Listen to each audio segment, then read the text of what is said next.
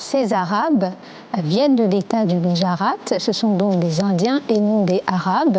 Ils viennent donc de la région du Gujarat, au nord-ouest de l'Inde, et leur venue à La Réunion au milieu du 19e siècle correspond à la première immigration gujarati sur l'île.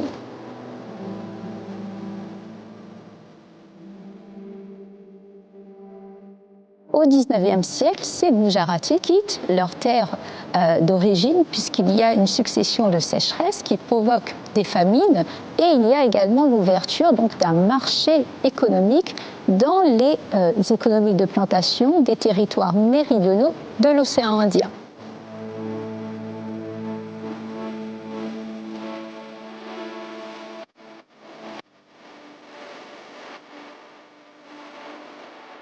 Comme on peut le voir sur ces photos, au départ, ces femmes arabes portaient des habits indiens. Elles portaient donc notamment le sari et les hommes portaient donc le hachkan, cette longue redingote qu'on appelait donc le hachkan, qu'ils portaient avec le fez.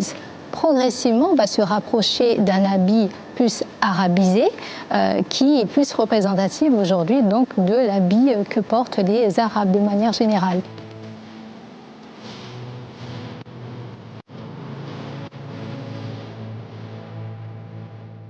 Pourquoi on les appelle Arabes? Lorsqu'ils arrivent à La Réunion, donc ce sont des sujets britanniques, ils obtiennent des permis de séjour délivrés par l'administration coloniale, qui les classe dans la catégorie Arabes de Bombay. Alors pourquoi Arabes de Bombay alors que leur origine géographique est connue?